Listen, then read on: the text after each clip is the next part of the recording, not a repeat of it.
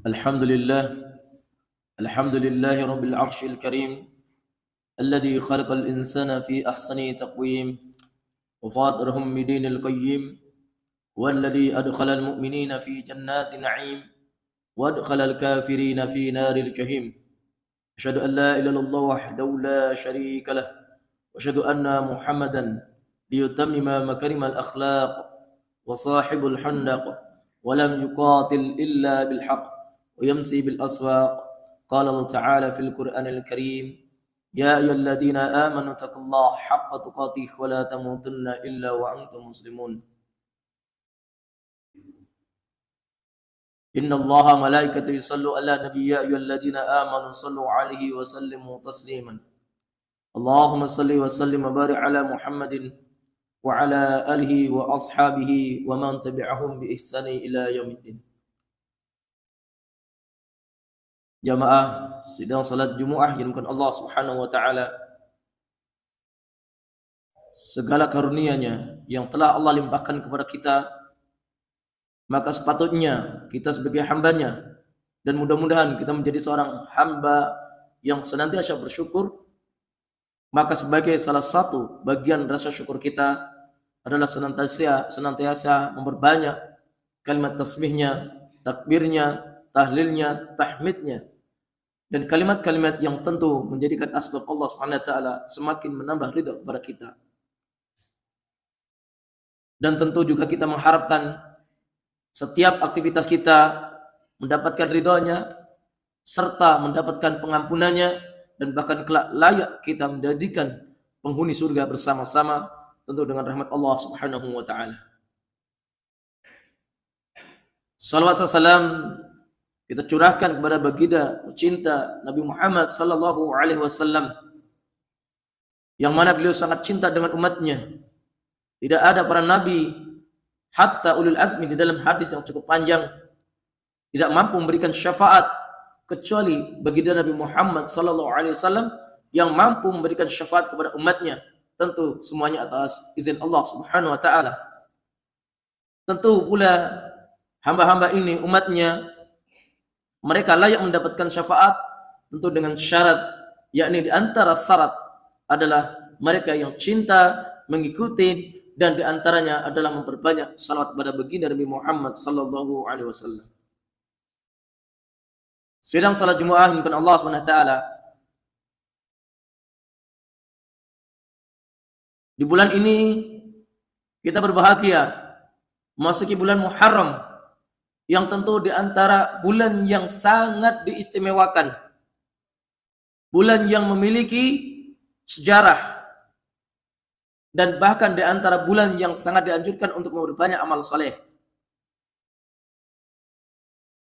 Akan tetapi tidak terlepas daripada bagian daripada hidup kita, kita semua mengalami berbagai hal yang tentu bagian daripada ujian dari Allah Subhanahu wa taala.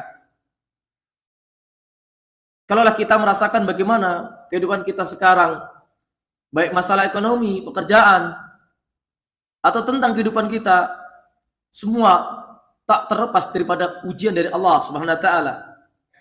Sebagaimana Allah Subhanahu wa taala menyampaikan di dalam surah Al-Baqarah ayat 155. Wala nabluwannakum bisyai'in minal khawfi wal ju'i wa naqsin minal amwal wal anfusi was samarat wa basyiris sabirin. Dan sungguh pasti kami akan menguji setiap hambaku dengan rasa ketakutan, al-khawf wal ju', dan rasa kelaparan, wa naqsin minal amwal, dan rasa ketakutan tentang harta kita, wal anfus, dan bahkan kita takut terhadap kematian atau nyawa keluarga kita, wa basyiris sabirin, dan berilah kabar gembira bagi orang-orang yang sabar. Sidang salat Jumaah yang dimuliakan Allah Subhanahu wa taala, di dalam ayat ini ujian diberikan kepada setiap hambanya, bahkan terhadap orang yang paling dicintai oleh Allah sendiri. Di antaranya adalah bagaimana kisah daripada di antara ulul azmi yang kita sebut dengan Mim, Nuh, Ibrahim, Musa, Isa, dan Muhammad sallallahu alaihi wasallam. Mereka para nabi-nabi terpilih dari sekian ribu para nabi. Mereka adalah rasul yang terpilih dari sekian ratus rasul. Tetapi mereka adalah para orang-orang yang dipilih oleh Allah dengan kelebihan dan keagungannya dan kelebihannya dengan rasa cinta yang Allah berikan kepada mereka. Sehingga di antara ada satu nabi yang disebut sebagai Khalilullah, dialah Nabi Ibrahim alaihissalam. Yang tentu beliau mendapatkan ujian yang sangat besar, yang belum mampu ketika ujian itu disandingkan kepada kita. Di antaranya adalah ujian yang tentu beliau harus membawa keluarganya, istrinya, di mana tempat itu belum pernah disinggahinya. Perjalanan dari Palestina, tempat di mana beliau berada sebelumnya, di sana pun beliau mendapatkan ujian dari kekuasaan Raja Namrud, sehingga beliau pun harus mendapatkan ujian-ujian. Kemudian beliau pun mendapatkan ujian membawa keluarganya di tempat yang sangat tandus, jauh dari pemukiman, dan tidak ada satupun orang yang ada di sana. Sehingga inilah yang menjadikan asbab kelak nanti ketika Allah Subhanahu wa taala menyampaikan di dalam surah Al-Imran, inna awwala, ketika Allah menciptakan pertama kali rumah bibakati mubarakah, bibakah, rumah yang dibekah, rumahnya Allah dibakah. Kenapa menggunakan kalimat baka sebelum kalimat Mekah? Ternyata kisah demi kisah sangat luar biasa sekali. Baka berasal dari kata yabki, tabki, menangis. Di sana banyak kisah bagaimana tangisan orang-orang saleh, di antaranya adalah istri Nabi Ibrahim alaihissalam. Yang adalah Siti Hajar. Tatkala seorang istri dengan anak kecil Ismail waktu itu, yang dia harus ditinggalkan dalam keadaan yang tidak memiliki bekal yang banyak, di tanah yang tandus. Semua ketakutan ada, kelaparan ada, rasa ketakutan mati ada, semuanya ada. Ujian ditimpakan kepada Sayyidah Siti Hajar sebagai istri Nabi Ibrahim alaihissalam. Akan tetapi ketika beliau dengan keyakinannya, dengan keimanan, sehingga ujian-ujian itu menjadi sebuah keringanan dan bahkan banyak pertolongan dari Allah Subhanahu wa taala. Maka kalaulah kita lihat bagaimana kisah ini sehingga diabadikan oleh Allah Subhanahu wa taala, maka tentu kita akan mengambil pelajaran bagaimana Allah bisa menolong seorang hamba dengan ujian yang sangat amat besar, dan bahkan kemudian Allah memberikan rasa cinta kepada mereka dan serta mengabadikan mereka di dalam Al-Qur'an itu sendiri. Sedang jemaah bukan Allah Subhanahu wa taala, tentu kita sebagai manusia, sebagai umatnya, mendapatkan ujian-ujian, berbagai ujian masing-masing.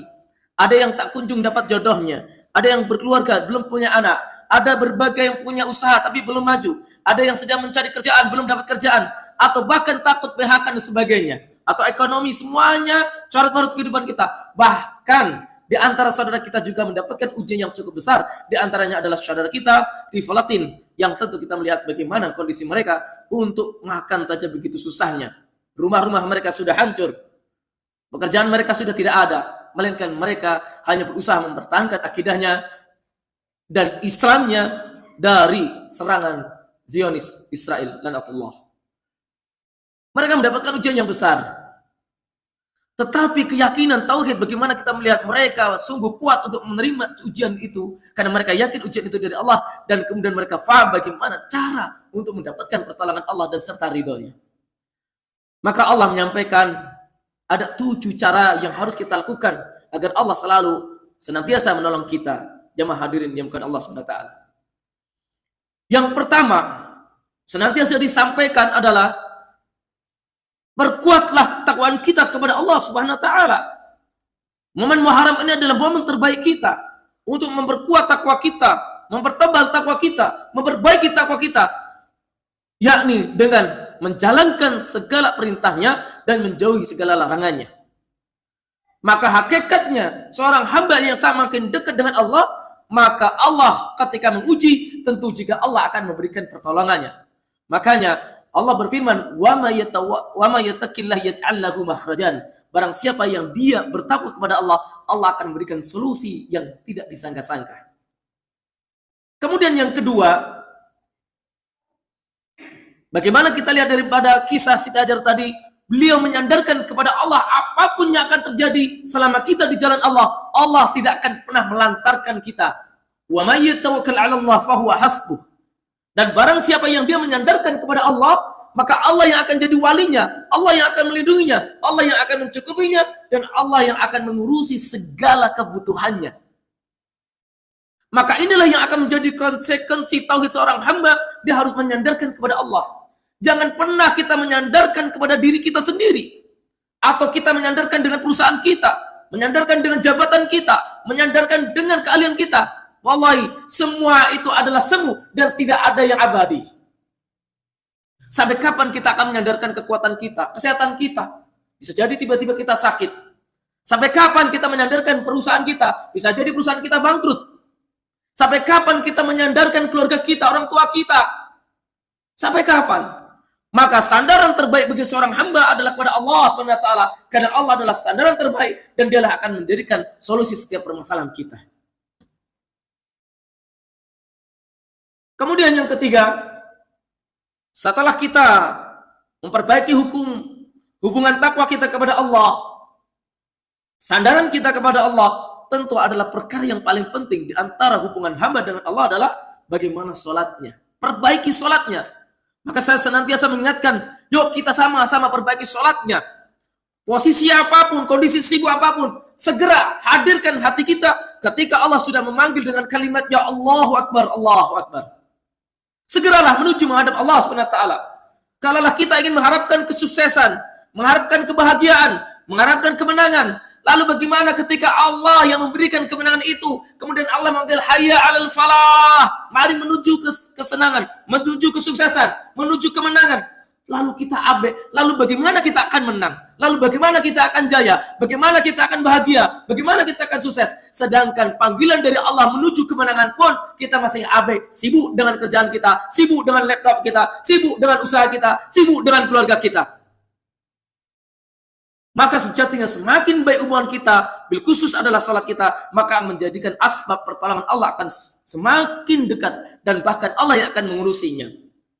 Sebagaimana firman-Nya di dalam surah Toha 132, wa'mur ahlaka bisolatika wastabir 'alaiha la nas'aluka rizqan wa nahnu narzuquka. Perintahkanlah kepada keluargamu untuk salat dan bersabarlah atas segala ujiannya dan memperbaiki salatnya. Maka kata Allah, la nas'aluka rizqan, aku tidak membebani urusan kalian, aku tidak membebani rezeki kalian, tapi akulah yang akan mencukupi, membutuhi seluruh kebutuhan kalian. Kami akan cukupi, kami akan urus keluarga kalian, pengurusan kalian, semua apapun yang kalian menjadi tanggung jawabnya, maka Allah yang akan mengurusi. Ketika apa? Ketika kita mampu memperbaiki hubungan sholat kita dengan Allah SWT. Kemudian yang keempat, setelah sholat kita, tentu kita juga harus perbaiki, di antara adalah istighfar kita. Karena bisa jadi sholat kita ini banyak kelalaian.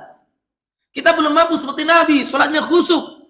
Maka Nabi mencontohkan, padahal sholat adalah tiangnya agama, sholat adalah amal terbaik, sholat adalah pembeda antara kafir dan mukminnya seseorang. Ketika dia salam pun, dia harus membaca istighfar terlebih dahulu. Artinya, istighfar ini sangat dibutuhkan oleh kita. Hatta amalan itu adalah amalan terbaik, yakni adalah sholat. Bahkan kalau kita lihat bagaimana kisah Abu Bakar As-Siddiq, Umar bin Khattab mendapatkan ilmu dari Rasulullah SAW. Beliau sebelum salam pun sudah membacakan doa minta ampun kepada Allah. Allahumma inni dhalamtu nafsi dhulman katsiran wa la yaghfiru dzunuba illa anta faghfir lana dzunubi fa innahu la yaghfiru dzunuba illa anta. Warhamna innaka antal ghafurur rahim. Itu di antara doa-doa sebelum salam pun mereka orang-orang saleh, mereka orang-orang yang sudah mendapatkan kabar surga, tetap saja sebelum salam pun mereka meminta ampunan kepada Allah Subhanahu wa taala. Maka disinilah pentingnya kita harus senantiasa meminta ampunan, apalagi kita yang tentu banyak khilafan, yang tentu jauh kesalehan daripada para sahabat, para tabi'in, para orang-orang salaf terdahulu. Kita banyak kelalaian, maka di antara kesibukan kita, perjalanan kita, duduk kita, yakni adalah di antaranya perbanyak istighfar. Sebagaimana Allah sampaikan, faqultu astaghfiru rabbakum innahu kana ghaffara yursilis samaa 'alaikum midrara wa yumditkum bi amwali wa banina wa yaj'al lakum anhar. Dengan istighfar Allah akan berikan kemudahan, rizki dari langit, dari bumi. Maka di dalam surat Hud sendiri, barang siapa yang lemah kemudian dia beristighfar, maka Allah akan memberikan kekuatan. Maka artinya istighfar justru akan menjadikan asbab pertolongan Allah, bahkan kekuatan Allah akan diberikan kepada kita ketika kita mengakui dosa-dosa kita, memperbanyak istighfar kepada Allah SWT. Kemudian yang kelima, tentu setelah sholat istighfar adalah kita aplikasi daripada kehidupan sosial kita, yakni adalah berbanyak sedekah kepada saudara kita. Karena disinilah Di antara syariat Allah diturunkan untuk sosial, kemaslahatan sosial. Di antaranya adalah sedekah. Kalau zakat itu ada nisabnya, sesuai dengan aturannya, harus dia mampu, harus mencukupi sesuatu. Tapi kalau sedekah, mau baik dalam keadaan mampu atau tidak mampu, ini ada bagian tertentu dan bagian daripada salah satu orang yang akan mendapatkan surga. Dan orang yang sedekah pada di jalannya, di jalan Allah SWT, maka tidak akan berkurang. Sebagaimana Allah berfirman di dalam surah Saba 39, "Wa ma anfa'tum min syai'in fahuwa yukhlifuhu wa huwa khairur raziqin." Barang siapa yang dia menginfakkan segala sesuatunya kepada Allah Subhanahu wa taala, fahuwa yukhlifu, maka Allah akan menggantinya dengan yang lebih baik, lebih banyak. Wa huwa khairur raziqin, dan dialah Allah sebaik-baik memberi rezeki. Di dalam hadis yang lain, mana kasat sedekatan min malin, tidak akan pernah berkurang harta yang diinfakkan di jalan Allah Subhanahu wa taala. Maka di antaranya kita punya hak pada saudara-saudara kita, tetangga kita, bahkan terhadap saudara kita yang jauh, di antaranya adalah Palestina. Mari kita bantu. Kalau kita memang belum bantu dengan harta kita, dengan jiwa kita, dengan senjata kita, tentu di antaranya adalah doa kita. Yang ini kadang kita lupa. Kita sibuk doa untuk diri kita, keluarga kita, tapi kita lupa ada saudara kita yang juga membutuhkan doa dari kita, yaitu saudara kita di Palestina. Harusnya setiap masjid, setiap imam menghidupkan sunnah di antara sunnah kunut nazilah, mendoakan saudara kita ada di Palestina. Maka oleh karena itu, ini adalah bagian daripada jalan peluang biar Allah selalu membantu kita. Kemudian yang tentu ada hal yang paling penting di antara semua amal itu adalah ad-du'a, yang berdoa kepada Allah Subhanahu wa taala. Yaqulu rabbakum, Allah berfirman, ud'uni astajib lakum. Berdoalah kepadaku, maka aku akan mengabulkan doa kalian, permintaan kalian, harapan kalian. Bagaimana Nabi Ibrahim memberikan harapan kepada Allah Subhanahu wa taala dengan harapan yang tinggi. Ya Rabbana inni askantu min dzurriyyati. Wahai Rabbku, wahai Allah Tuhanku, aku telah menempatkan anak keluargaku, sebagian anakku di tandus yang sangat gersang, gak ada tumbuh-tumbuhan. Di sisi rumahmu ya Allah, aku titipkan. Setelah itu apa? Allah berikan tempat itu. Siti Hajar dan Ismail, penduduk pertama Mekah. Ya tadi kalau kita lihat dari kata asalnya adalah Baka, banyak tangisan, dari situlah disebut kota Makkah karena sejarahnya amat panjang dan banyak penuh kesedihan, tetapi disitulah menjadi tempat yang berkah. Kemudian di antara kaum muslimin seluruh dunia hampir menuju ke sana untuk menjalankan baik umrahnya ataupun hajinya.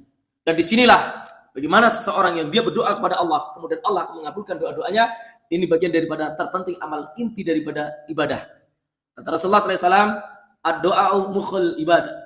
Doa itu inti dari ibadah itu sendiri. Bahkan hadis yang lain dari Imam Tirmidzi, Abu Hurairah meriwayatkan, laisa syai'un akramu ala Allah taala indallah ad-doa. Tidak ada suatu perkara yang paling Allah cintai, Allah muliakan adalah doa. Maka di hadis yang lain masih riwayat Abu Hurairah radhiyallahu anhu, riwayatkan Imam Tirmidzi, Rasulullah menyampaikan, man lam yas'alullahu ghadabahu alaihim. Barang siapa yang dia tidak berdoa kepada Allah, maka Allah akan murka kepadanya. Artinya ketika Allah murka dengan kita, lalu bagaimana pertolongan akan datang? Sesungguhnya itulah Allah, sehingga mengancam, innal ladzina yastakbaruna an ibadati sayadkhuluna jahannama dakhilin. Barang siapa yang dia menyombongkan dari dirinya, tidak mau beribadah, tidak mau berdoa, maka saya akan masukkan mereka ke dalam neraka jahanam. Naudzubillah. Artinya doa adalah kunci daripada seluruh pertolongan, kemudahan-kemudahan yang kita inginkan dari kehidupan kita ini, baik di dunia dan akhirat. Kemudian yang terakhir tentu yang harus kita lakukan adalah ikhtiar, sebagaimana kisah daripada Maryam di dalam surah Maryam di ayat ke-25, ketika beliau diuji oleh Allah SWT dengan kesusahan, apa Allah perintahkan? Surah menggoyangkan pohon kurma yang sangat besar, yang sangat keras, yang sangat kuat, tetapi dengan izinnya goyangan itu mampu meruntuhkan buah-buahan. Oleh karena itu, inilah yang menjadikan aspek kita. Jadikanlah momen terbaik kita, umur kita yang masih sisa ini. Dan tentu semakin lama akan semakin banyak ujian-ujian yang semakin berat. Maka jangan pernah kita mundur dari sebuah hubungan kita dengan Allah. Karena kebaikan kita, hubungan kita semakin dengan Allah, maka itulah peluang kita akan mendapatkan pertolongan dari Allah Subhanahu wa taala. Wa qur rabbi warhamhu anta khairur rahimin.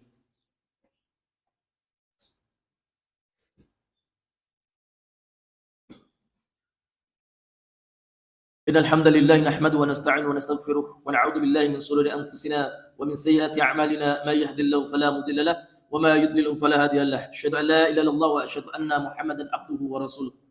Amma ba'du. Sidang Jumat mungkin Allah SWT, mari komponen 7 tadi perkara, yakni hubungan kita, takwa kita kepada Allah, tawakal kita, sadaran kita hanya kepada Allah. Untuk sandaran semua apapun itu hanya kepada Allah SWT sebagai aplikasi iyyaka na'budu wa iyyaka nasta'in. Hanya kepadamu lah ya Allah kami beribadah dan hanya kepadamu lah kami mengharap pertolongan ya Allah. Makanya sandaran kita hanya kepada Allah, tidak ada suatu kepada makhluk. Bagaimana hari ini saudara kita di Palestina? Pada siapa mereka nyandarkan kecuali pada Allah? Negara-negara mayoritas muslimnya di tetangga-tangganya mampu mereka menolong? Tidak. Hatta negeri Mesir pun, bagaimana seluruh bangsa di antara bangsa 40 bangsa rakyatnya, warganya sudah berbondong-bondong ingin bantu, tetapi tetap di perbatasan Mesir tidak bisa masuk. Artinya tetangga kita pun, bahkan negara muslim pun tidak mampu menolongnya. Lalu siapa yang akan menolong kalau bukan Allah? Maka sadaran kita hanya kepada Allah SWT. Kemudian yang ketiga, perbaikilah salat kita, karena ini akan menjadi penentu pertolongan Allah yang sangat besar buat kita. Kemudian berbanyak istighfar, sedekah dan doa. Jadikan doa ini adalah silahul mukmin, senjata orang Islam. Karena sesungguhnya dengan doa ini Rasulullah SAW mampu mengalahkan pasukan di ketika perang Badar. Sebagaimana kita kisahkan, 313 pasukan kaum muslimin melawan 1000 pasukan orang-orang kafir Quraisy waktu itu. Dengan izin Allah, dengan pertolongan Allah, diwasili dengan doa di antara hampir ke ambang putus asaan Rasulullah, ya Allah, kalau kelak hari ini kami tidak menang, bagaimana Islam akan muncul ya Allah? Itulah karena berkat doa, harapan menjadi sebuah ibadah ketika harapan itu kita sandarkan kepada Allah. Sebaliknya, ketika harapan, doa itu disampaikan bukan kepada Allah, akan menjadi sebuah kemusyrikan dan bahkan akan jadi sebuah kemurkaan dari Allah Subhanahu wa taala. Kemudian yang terakhir adalah ikhtiar kita kepada Allah, menjadikan sebuah pertolongan Allah itu sendiri. Mudah-mudahan kehidupan kita dunia akhirat akan semakin baik, dan ketika kita mendapatkan ujian, Allah akan selalu menolong kita. Kita mohon kepada Allah SWT, mudah-mudahan kita menjadikan orang-orang yang mendapatkan ridhonya, rahmatnya, serta pertolongan. Ya Ghaffar ya Rahman Rahim, Anta Sami'ud ya Idzal Jalali wal Ikram, ya Hayyu ya Qayyum. Allahumma ighfir lana walil muslimina wal muslimat walil mu'minina wal mu'minat al ahya'i minhum wal amwat. Allahumma ighfir lana walil muslimina wal muslimat walil mu'minina wal mu'minat wa allafa baina qulubihim wa aslih dhata bainihim wa ansurhum ala aduwika wa aduwwihim. Allahumma ansur al ikhwana lil muslimina mustad'afina fil Gaza. Allahumma ansur al ikhwana lil muslimina fi Palestin wal mujahidina fi biladina fi kulli zaman wa fi kulli makan ya dzal jalali wal ikram. Allahumma inna nas'aluka ilman nafi'an wa rizqan tayyiban wa amalan mutaqabbalan. Allahumma nas'aluka al-huda wat tuqa wal 'afafa wal ghina. Rabbana hab lana min azwajina wa dhurriyyatina qurrata a'yun waj'alna lil muttaqina imama. Rabbi hab lana qawman wa liqna bis salihin. Rabbi la tadarni fardan wa antal khairul warisin. اللهم اكفنا بحلالك عن حرامك واغننا بفضلك عمن سواك.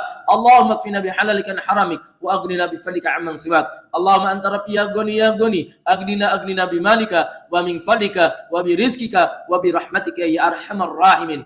اللهم بارك لنا فيما اعطيتنا وبارك حياتنا على طاعتك. اللهم ارزقنا شهادة في سبيلك. اللهم ارزقنا شهادة في سبيلك. اللهم ارزقنا شهادة في سبيلك. اللهم إنا نسألك رضاك والجنة الفردوس ونعوذ بك من عذاب النار ونعوذ بك من عذاب القبر. لا إله إلا أنت يا غفار يا رحمن يا رحيم. ربنا آتنا في الدنيا حسنة وفي الآخرة حسنة وقنا عذاب النار. سبحان ربك رب العزة عما يصفون والسلام على المرسلين والحمد لله رب العالمين. Alhamdulillah rabbil alamin. Assalamualaikum warahmatullahi wabarakatuh.